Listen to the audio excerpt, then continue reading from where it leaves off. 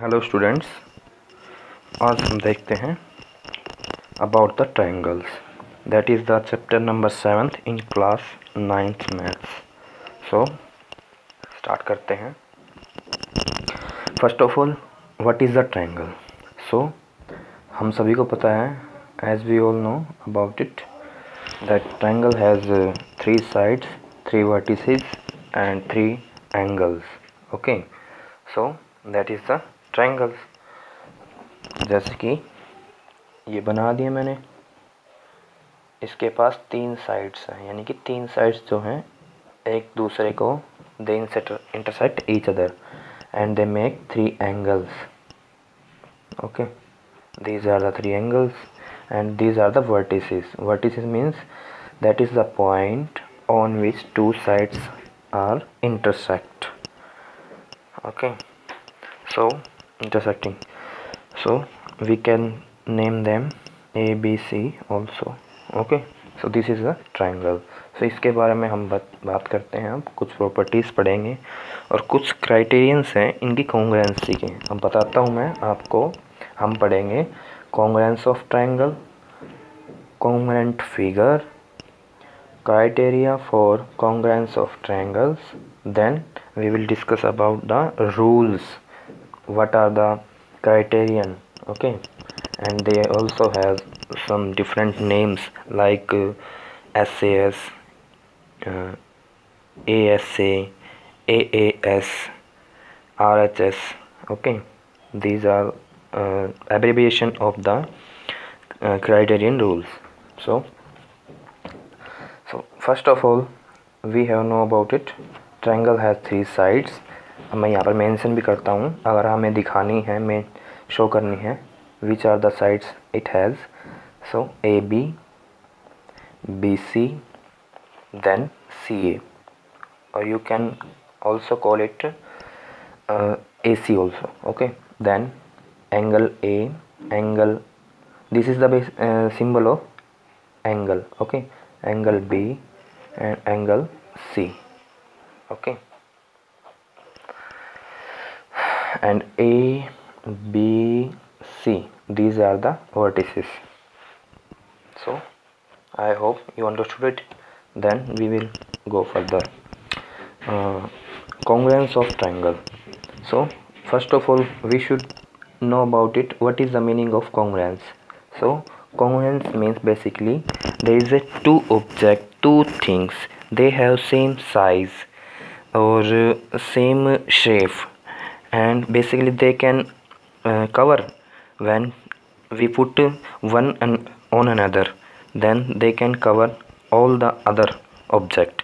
So like हमने coin ले लिया, कॉइन मान लो 1 रुपीज़ का, सेम जो टाइम में सेम जो है, मतलब ईयर में जो कॉइन माइंड किया गया है, मतलब उसको छापा गया है, उनको हम एक दूसरे के ऊपर पुट करते हैं तो वो एक दूसरे को कवर कर लेंगे।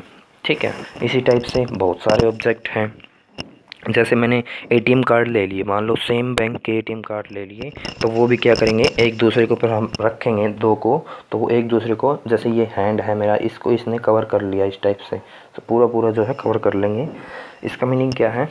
सो हम यही देखो यहाँ पे लिख रखा है मैंने, कॉन्ग्रुएंट फिगर किसे कहेंगे, means equal in all respects और figures whose shapes and sizes are both the same, यानी कि उनकी साइज और शेप दो हैं बिल्कुल सेम होनी चाहिए। ठीक है, उसको हम कॉन्ग्रुएंट फिगर बोल देंगे। अब फिगर बोला है तो अगर यही प्रॉपर्टी हमारी ट्रायंगल में अप्लाई हो जाए, कि मैं कहूँ 2 ट्रायंगल्स हैं मेरे पास, मैंने मान लो यहाँ पर मान लिया एक ये स्मॉल ट्रायंगल मैंने कंसीडर किया, और अगेन मैंने अनदर जो है एक ट्रायंगल कंसीडर किया। अब मैं कहता हूँ इसकी जो कोरस्पॉन्डिंग साइड्स हैं दे आर इक्वल। मैंने कहा this is the for 5 centimetre, this is also for 5 centimetre, this is 3 centimetre, this is also for 3 centimeter, then this is 4 centimeter, this is also for 4 centimeter, then these 2 triangles are congruent. Okay, basically मैं अगर इस triangle को उठाकर cut करके इसके ऊपर put करूं तो ये एक दूसरे को पूरा पूरा कवर कर लेंगे। अगर इसको उठा इस पर करूं तो क्या हो जाएगा, कवर कर लेंगे। तो बेसिकली जो कॉन्ग्रुएंट का मीन क्या है, साइज एंड शेप जो है बिल्कुल इक्वल होने चाहिए टू ऑब्जेक्ट्स के, then they can called congruent triangle. Okay, so अब स्टार्ट करते हैं हम ट्रायंगल्स की। अब कुछ मतलब कंडीशन क्या क्या है कि भाई हम कम से कम देखकर कब कह सकते हैं कि दीज दो ट्रायंगल जो हैं वो क्या हैं, कॉन्ग्रुएंट हैं। ठीक है, सो क्राइटेरिया होती है इसके लिए। क्राइटेरिया मीन्स बेसिकली क्या होता है, रूल होता है। ठीक है, इसका और कोई मीनिंग नहीं है, आप इसको कंसिडर कर सकते हैं रूल। किसके लिए, फॉर कॉन्ग्रुएंस ऑफ ट्रायंगल, यानी कि हमें ट्रायंगल को कॉन्ग्रुएंट दिखाना है, उसके लिए क्या रूल हम स्टार्ट करें। सो फर्स्ट ऑफ ऑल हमें एक एक्सियम है। So by the way we have learnt all these criterion in our previous classes, but we will also discuss again.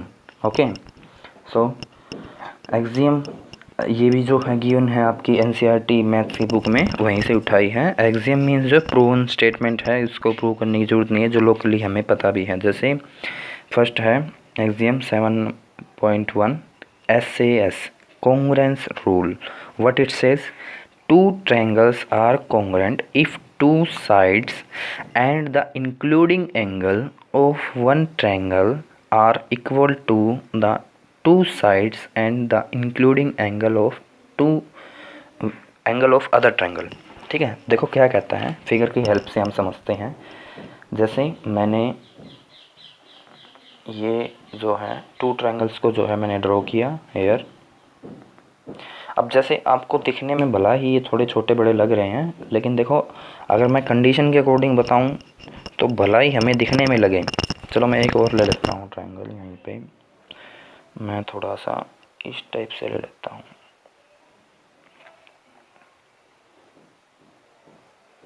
देखो ऐसे ले लिया मैंने।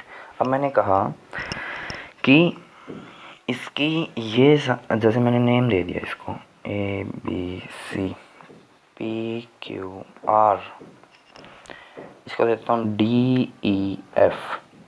ओके, तो अब मैं कहता हूँ ये एंगल जो है इसका 30 डिग्री, इसका ये एंगल मैं कहता हूँ 30 डिग्री, इसका मैं कहता हूँ ये एंगल जो है 30 डिग्री।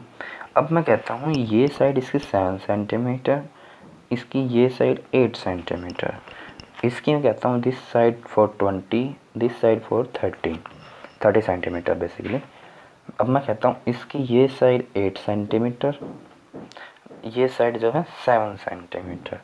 अब देखो ये ट्रायंगल जो है इसके कॉन्ग्रुएंट बनेगा। कैसे कॉन्ग्रुएंट बनेगा, अब देखो मैं बता भी देता हूँ आपको। जैसे ट्रायंगल ABC और कॉन्ग्रुएंस का सिंबल है ये वाला। ठीक है, this is the symbol for congruency to show the congruent. Triangle है मैं कहता हूँ D। अब यहाँ पर थोड़ी सोचने वाली बात है, DEF। ओके, सो ये जो है ट्रू है, लेकिन ये इसके साथ ये इसकी एडजस्टमेंट नहीं होगी। जैसे मैं कह दूं कि भाई triangle ABC congruent triangle PQR, no this is not correct. Okay, this is wrong.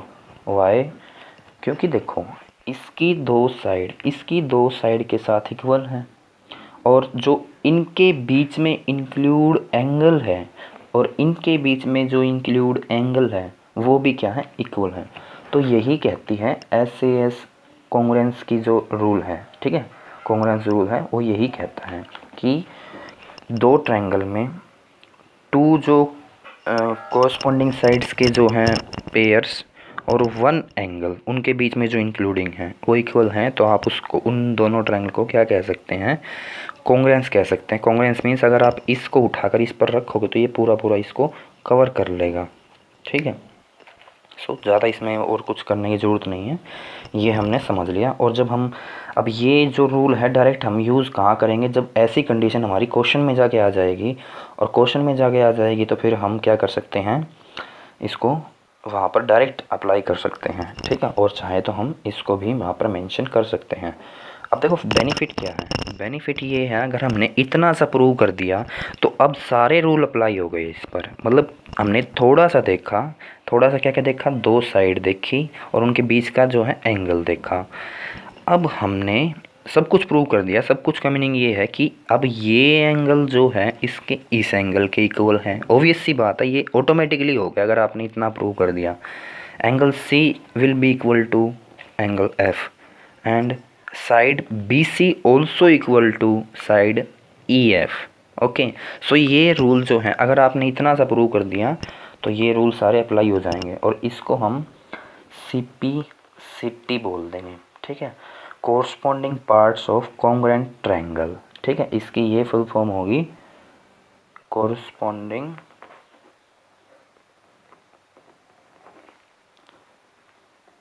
Parts of congruent triangle. इसको हम शॉर्ट में CPCT लिख देते हैं। अब इसका मीनिंग क्या है, अगर मैंने ये बोल दिया तो मैं कह सकता हूँ कि इन दोनों ट्रायंगल में, इसमें और इसमें, एंगल जो B है will be equal to angle E। Okay, not F, E। ठीक है, देन मैं ये भी कह सकता हूँ angle C will be equal to angle F। मैं ये सारी चीज़ें बोल सकता हूँ इसको अप्लाई करके, क्योंकि मैंने ऑलरेडी प्रूव कर दिया कि both are the congruent triangle. ठीक है, तो ये हमारा जो है, देखो मैंने यहाँ पे लिखा है ये कि CPCT corresponding parts of congruent triangle. ठीक है, तो ये हमारी फर्स्ट जो है एक्सियम थी। नेक्स्ट हम देखते हैं अपनी थ्योरम। थ्योरम क्या कहती है, फर्स्ट ऑफ ऑल थ्योरम देख लेते हैं हम। थ्योरम 7.1। देखो थ्योरम और एक्सियम में ज़्यादा फ़र्क नहीं होता, बट एक्सियम को प्रूव करने की ज़रूरत नहीं होती, वो नॉर्मली हमें पता होती है। थ्योरम को हम प्रूव कर सकते हैं अगर चाहें तो आराम से। ठीक है, सो देखते हैं। यहाँ पर कहता है ASA एंगल साइड एंगल, यानी कि टू तो एंगल की बात कर रहा है और उनके बीच में जो साइड है उसकी बात कर रहा है।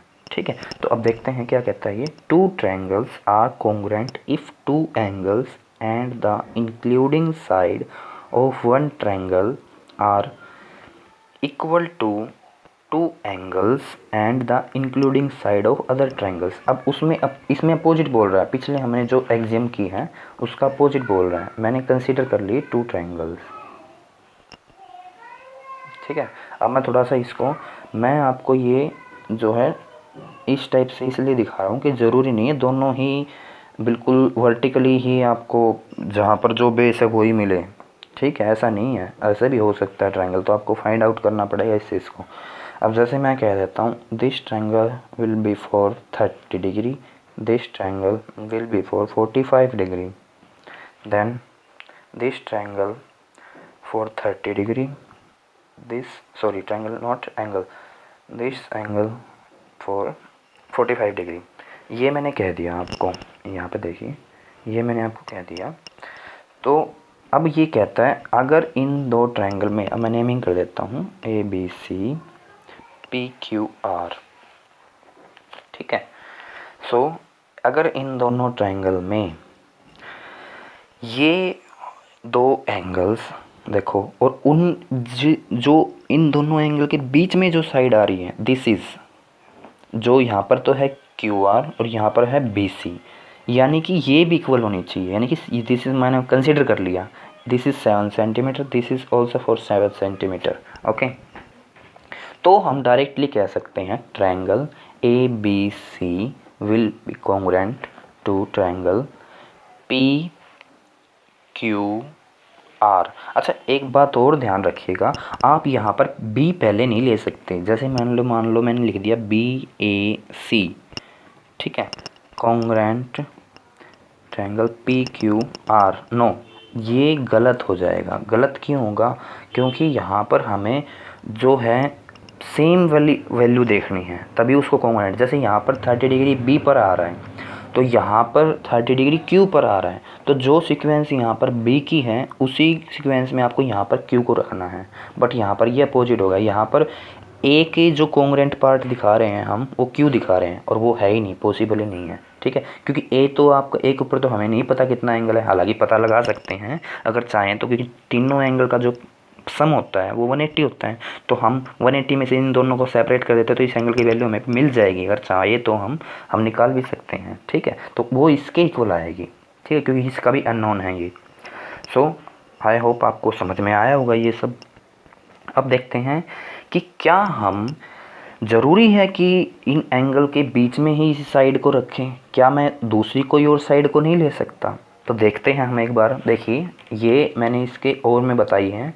तो जैसे यहाँ पर भी 2 एंगल्स इंक्लूड थे और 1 साइड थी, और यहाँ पर भी 2 एंगल्स इंक्लूड है और 1 साइड है। अब यहाँ पर ये नेम में ही सजेस्ट कर रहा है कि ये जो साइड है वो ज़रूरी नहीं है इन दोनों एंगल के बीच में ही लाई करे। ठीक है, सो देखते हैं हम। जैसे ये क्या कहता है कि 2 triangles are congruent if any 2 pair of side, देखो ध्यान से देखो, एनी बोला इसने, any of angles and 1 pair of corresponding side are equal. अब तो कह रहा है इसके अंदर, सिंपली मैं बता देता हूँ आपको क्या कहता है इसमें। ये कह रहा है कि भाई 2 ट्रायंगल हैं आपके, कंसीडर कर लो। यहाँ भाई मैंने एक ट्रायंगल ले लिया, मैंने नेमिंग कर दी ABC PQR। अब कह रहा है कि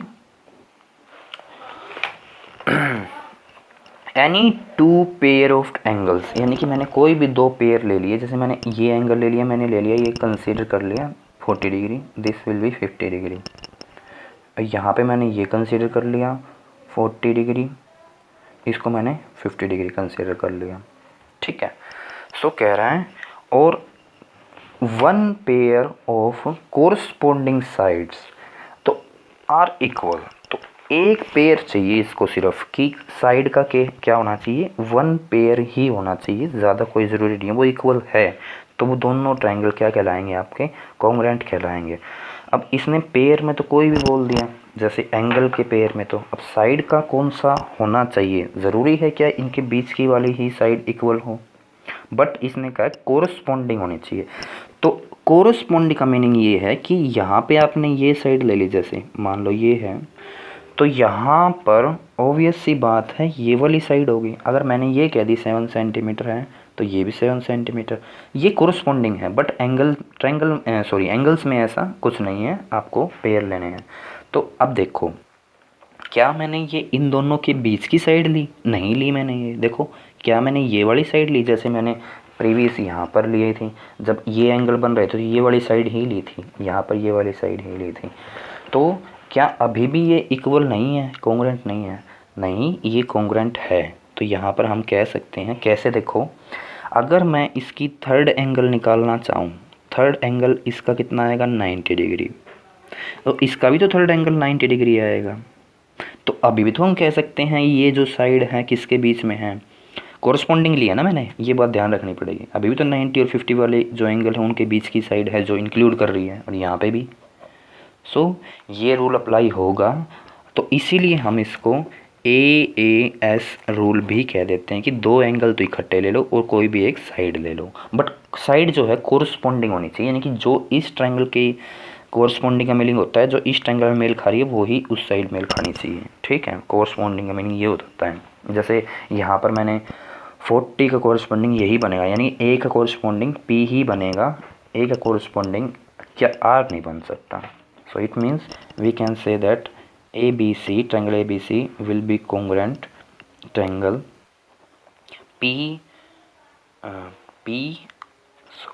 मैंने लिया ABC। सो आपको यही देखना PRQ। इस बात को ध्यान रखिए, लिखने का तरीका है। जैसे A के कोरस्पोंडिंग कौन है, देखो आप एंगल चेक कर लो। ठीक है, फिर B है मीन्स 90 डिग्री, तो B का कोरस्पोंडिंग आपको यहाँ पर 90 डिग्री मिलेगा R। आप यहाँ पर क्या पहले नहीं लिख सकते, तो वो गलत हो जाएगा। This is correct. Okay, so अब आप इसको प्रैक्टिस कीजिए, इन्हीं की बेस पर जो है एक्सरसाइज है 7.1 उनको ट्राई कीजिए। ठीक है, थैंक यू।